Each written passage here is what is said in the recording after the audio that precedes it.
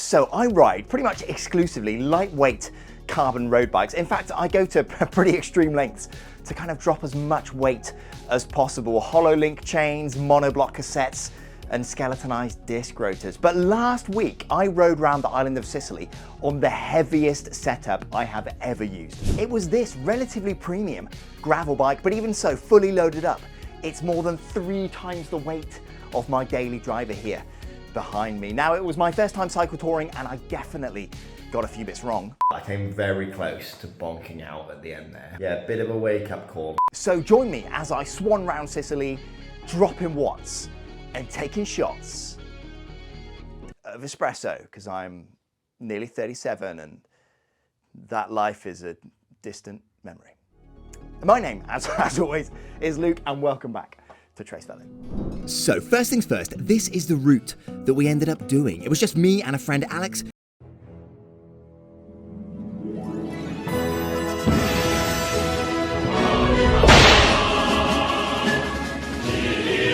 Anti-clockwise all around the east of the island. We tried to keep the distances relatively doable, but even so, we did end up kind of cutting down the route on some of the days. I swiftly found out cycle touring with a loaded up bike, yeah, it is a whole different ballgame. Anyway, just getting packed up here, I tried to be as sort of conservative as possible, but even so, I ended up carrying around 5 or 6 kilos of gear with me. I'm not sure I could have cut much out, maybe a lighter pair of shoes and less toiletries, but we did want to kind of explore the towns on foot in the evening, so I had to carry civvies as well as all the cycle gear. Anyway, got to the beautiful Stansted Airport. It was far too early, so smashed a coffee and a bacon sandwich. On the plane, Ryanair, no legroom, obviously, flew into Palermo, and then spent the afternoon wandering the streets, grabbing some street food. Yes, such a cool city, really great vibe. And then in the evening, maybe had a few too many beers.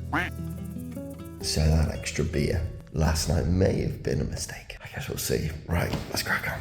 So I was feeling a little worse for wear, but I was super excited to get going. It was a gorgeous day out. We were worried it was going to rain actually, but that cleared right up. So we headed out, smashed some brekkie, pizza and an arancini at 9 a.m, which honestly was a bit of a struggle. I don't usually eat this early, but I got it down and we went ahead to pick up the bikes. So mine was this silver one, a Focus Atlas 6.7, a pretty decent gravel bike, or at least it seemed like it. Retails for about 1,900 quid actually, so not super cheap. It was running a 2x10 speed Shimano GRX, so their gravel groups there, I quite like this one actually, and some Schwalbe Marathon Plus Tour tyres. Now in the size we were running, these tyres come in at over 1 kilogram each, so yeah, this bike was pretty heavy to say the least. Anyway, we loaded up and we got going. We were headed for Trapani on the east coast, about 65 miles away. Plus, we actually wanted to fit in a little wine tasting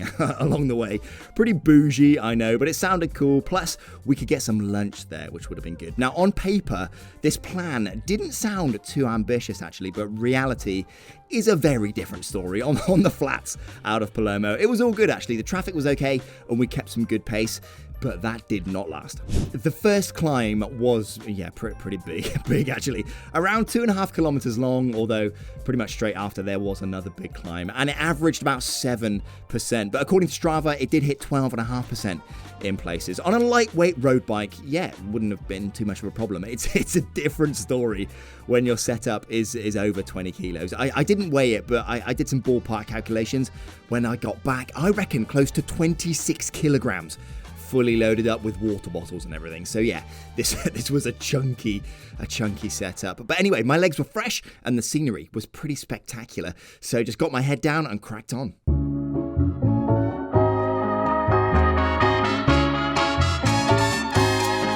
Give it to me.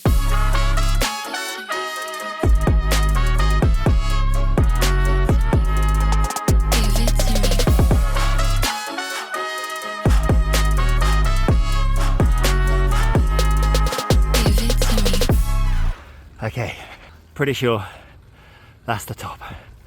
Holy moly. So after nearly 2 hours of continuous climbing, yeah, we did get to the top. Now, I don't mind a climb, it was quite fun, but I'd be lying if I said it was easy. It was pretty brutal at times. Now, on a kind of lightweight road bike like this one, on big climbs like that, I'm used to kind of swinging the bike underneath me as I'm powering through those pedal strokes, but on a heavily laden gravel bike, especially with all the weight concentrated at the rear, that just, it's not feasible. It really feels inefficient to throw that amount of weight around. So I recorded this little clip to kind of demonstrate.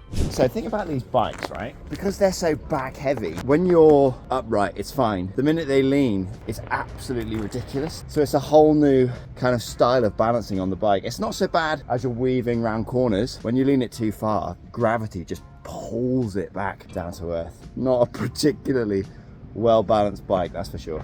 So yeah, not an ideal climbing machine really, but still we cracked on.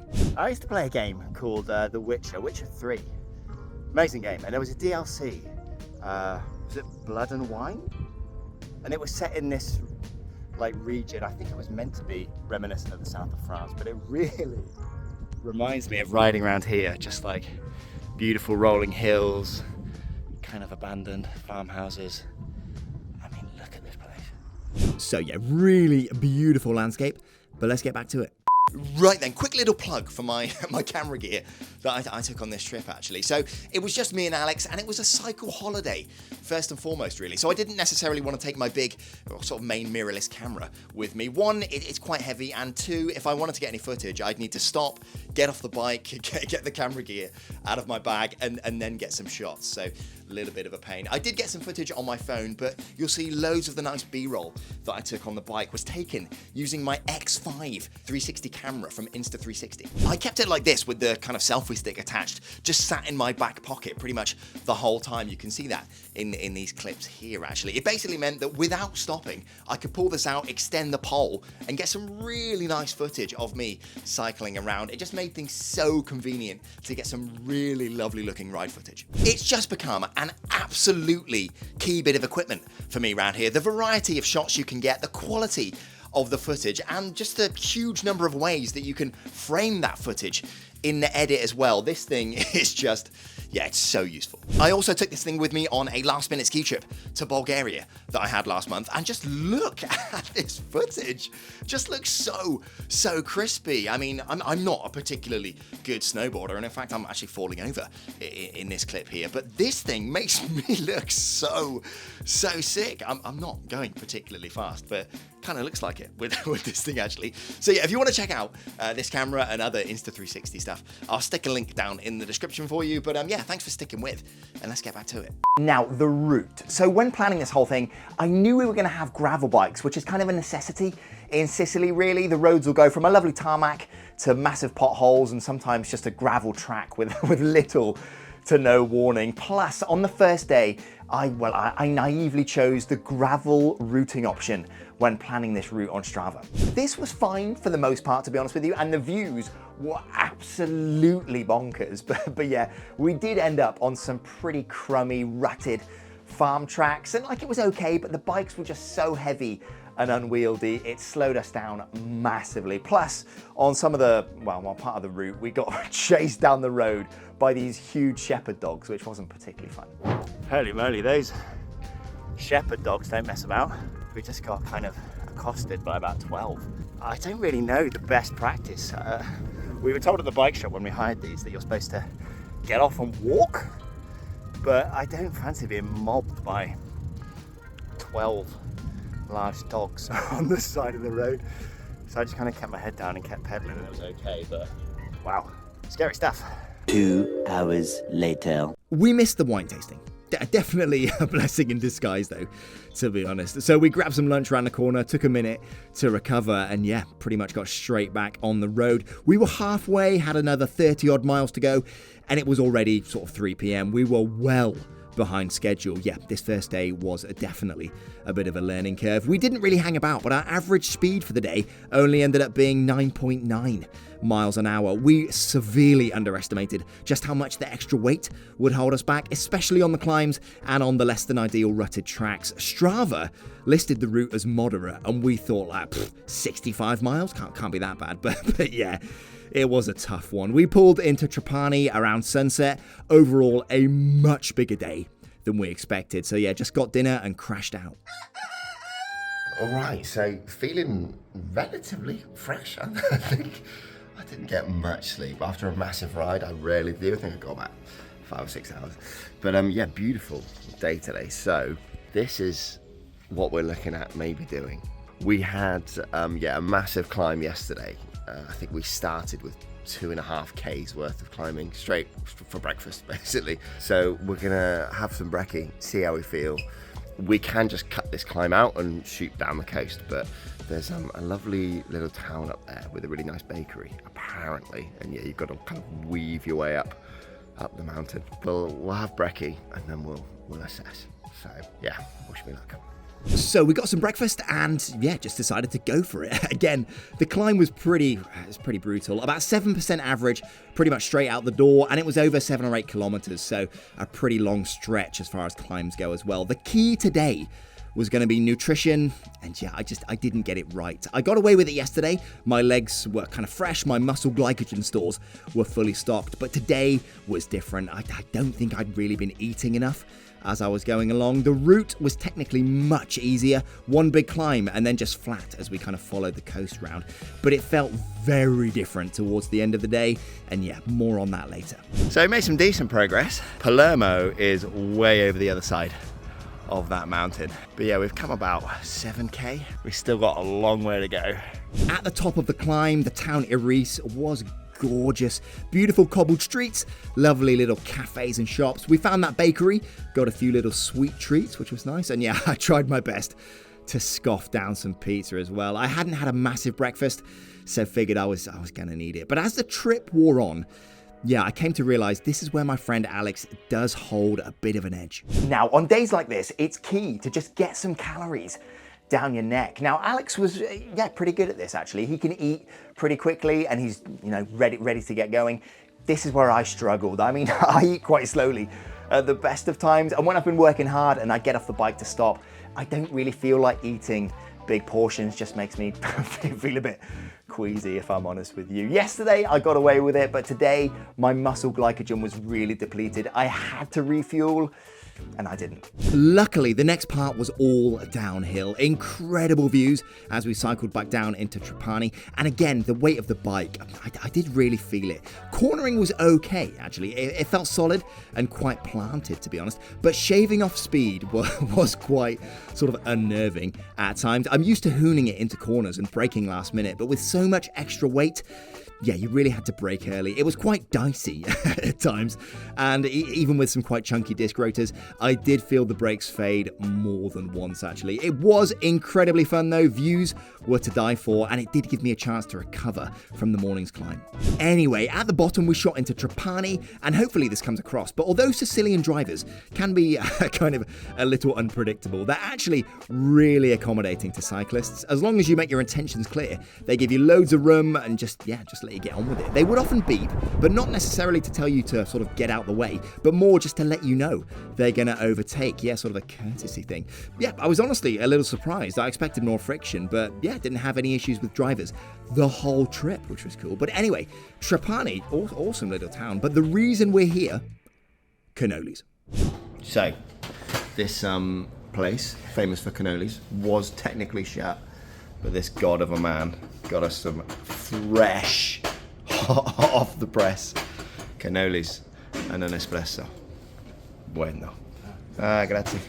So I didn't even manage to finish that whole cannoli, actually. I did leave a little bit of it, and unbeknownst to me at the time, that was going to be the last meal of the ride. So yeah, we cracked on. We had another 40 miles to go down the coast. We were aiming for this place called Mazara del Valo. And after about another sort of 20 miles or so, I was feeling a little peckish, but the views were incredible. The road was nice and flat. So yeah, I just kept on tracking.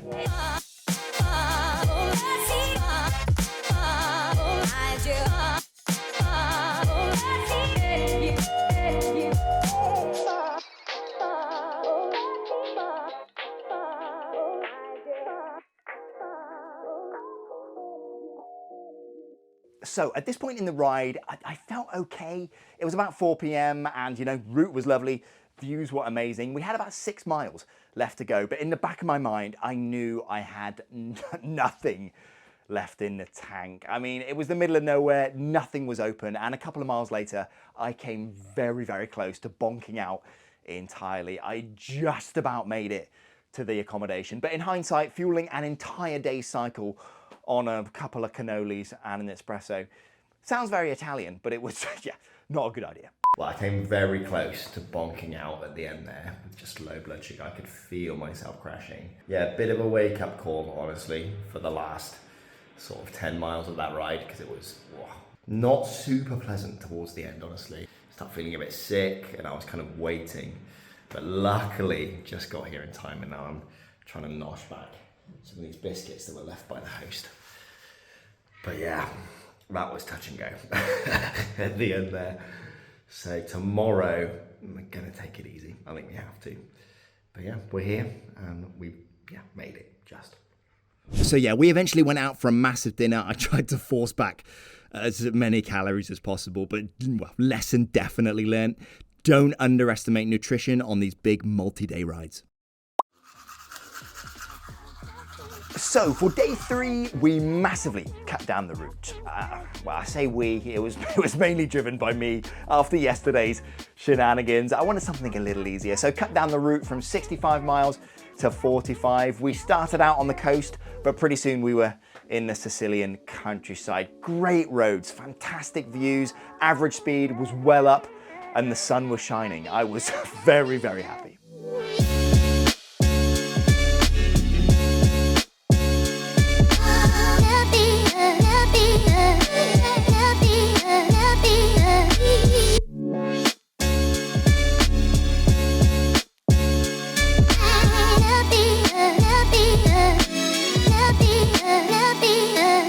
What an absolutely incredible morning. We're going through all these olive groves at the moment, and I think we're going to a place called Selinunte, which is an archaeological site for some lunch.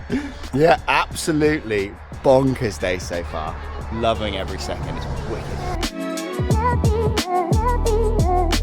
So, an ancient Greek city for lunch. Yeah, not a bad place to stop, it has to be said. Now, as it happens, a little bit of an insight into my kind of backstory, I suppose. I actually have a degree in Greek and Roman history. I enjoyed it at the time while I was kind of studying it, but no offense to those who love it. Once I got into the job market, it was clearly not the most useful degree I could have sort of chosen. Still, wandering around this temple, it did bring back some really fond memories. Temple of Hera, for those wondering, Greek goddess, queen of the Olympians, both wife and sister to Zeus. Yeah, Greek mythology.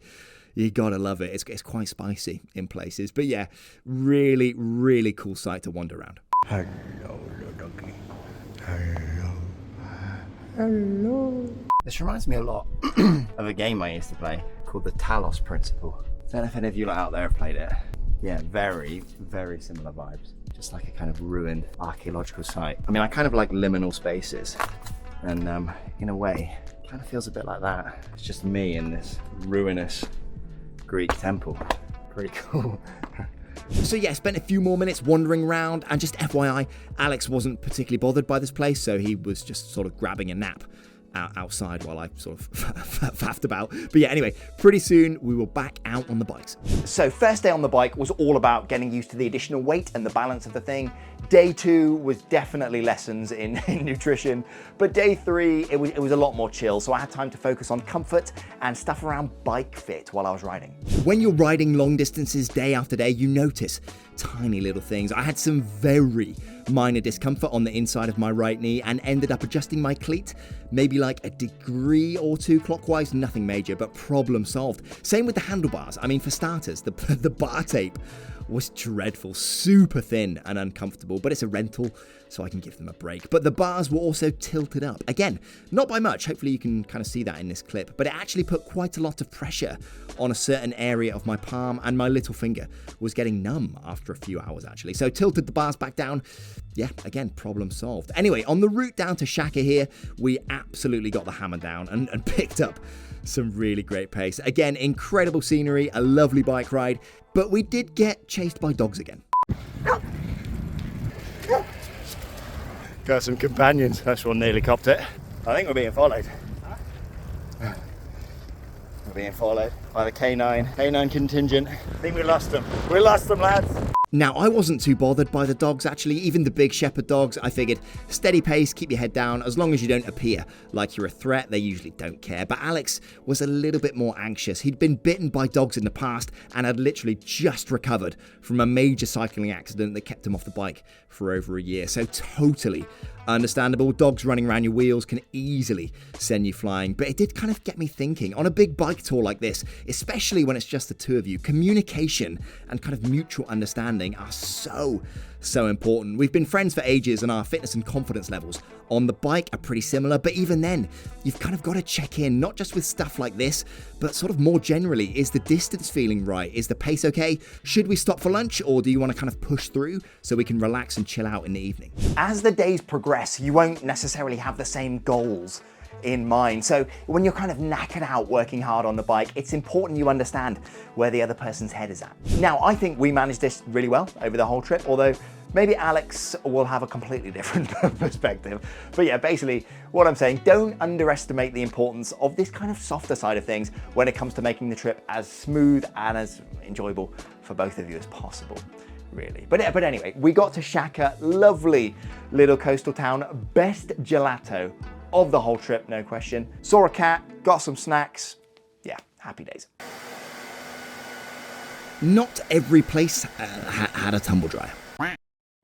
Yeah, start of day 4 today. The weather apparently is going to be like this, kind of cloudy. Hopefully it won't rain, we'll see.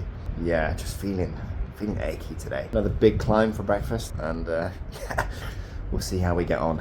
4 days on the trot of big rides is starting to take its toll a tiny bit, but once I warm up, I should be fine. So yeah, energy levels were a little bit low this morning, and another big climb for breakfast. But yeah, once we got going, we got in the groove, yeah, it was all good.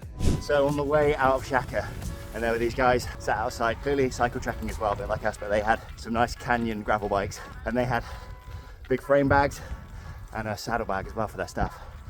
I feel like that would be a lot more lightweight, a lot more streamlined than having these big panniers. Still, getting this climb done, loads to go, but getting through it.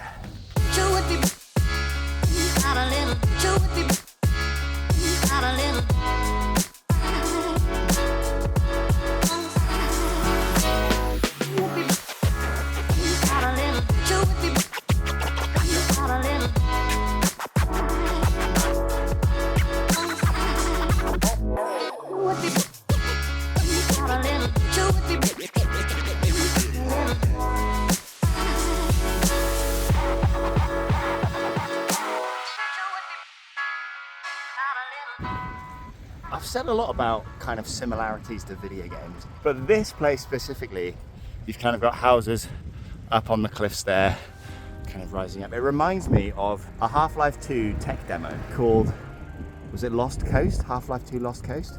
It was only about an hour, kind of an episodic little thing. But yeah, very similar vibes. I'm kind of navigating the scenery by reminding me of video games. Quite funny. But yeah, Half-Life 2 Lost Coast, blast from the past. Just got to this little town called San Gallo, and we've been going off this notion, well, Alex introduced it to me. Apparently in Italy, before 1 o'clock, you can have your coffee with milk like a cappuccino, but after 1, it's just espressos. It's now 11:55, so if there's a cafe open, we can get cappuccino. Otherwise, gotta stick to the espressos as is tradition.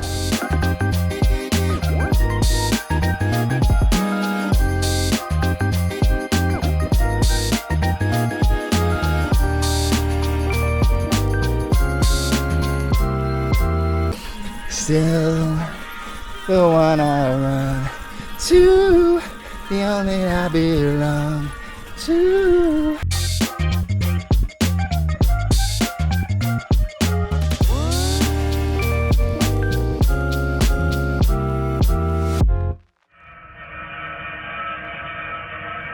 So that rumbling was keeping us up. Yeah, that was keeping us up last night. And I had a look around the back. The boiler looks like it's about to explode. I'll see if I can get some footage before we leave, but yeah, not ideal. So this is that boiler that was going off all of last night. can see the pressure gauge.